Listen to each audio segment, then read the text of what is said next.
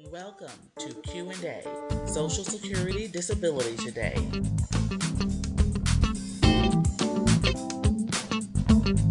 This program is brought to you by the Reeves Law Firm, representing you and your Social Security and disability needs. If you have a problem or questions regarding Social Security and disability, call attorney Anthony Reeves.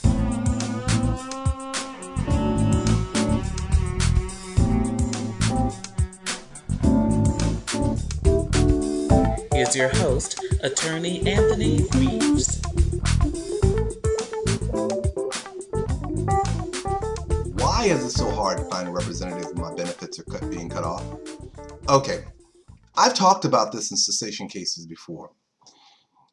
When somebody is applying for disability benefits and you're hiring a representative, the way it works under the law is that if the representative is successful in winning your case, they're entitled to receive a percentage of your back pay. Fairly straightforward, no issues. In a cessation case, what happens is that a lot of times what a person will do is when they're being told that their benefits may be cut off, they're typically told that within a particular period of time, if they want to keep their benefits going, they can do so during the appeals process. Here's the tough part. One, a lot of times what happens is that in order for a representative to get paid, they require for a retainer from the claimant in these kind of cases. Most people don't have that kind of money to retain them, or they don't want to take a portion of their money to pay for an attorney to represent them. So that's the first problem that you run across. In other words, it's from a business standpoint. You have the reps who may have a tough time getting somebody just to pay them to represent them in a case like this because under normal circumstances, they would get paid on the back end. This is a situation where they need to have money put up front into a trust account so they have money to get paid if they win the case. The other problem is that they still have to ask the government to approve them for that work. So even if you ask for $1,500 from you to put in the bank, put in a trust account in the bank, they have to do the work and then get Social Security to approve them for that money if they help you win the case. You see kind of the uncertainty there? So I always tell people, don't look at it negatively on your case. It's not that.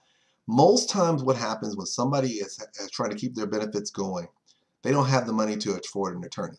So the reason why you're having a hard time is because the attorney has to make money. So they charge you up front. But if you're not going to pay them, how are they going to get paid for the work they're going to do? And then it's the same thing. It's kind of that crapshoot because a percentage of that, the money is supposed to go to them if Social Security approves them. Let's say you're being told your benefits are getting cut off. You want to appeal. You keep the benefits going. You hire an attorney. You pay the retainer costs. Then, if they win your case, they now have to go back to the government and ask them for permission to get that money that you've already paid them in advance.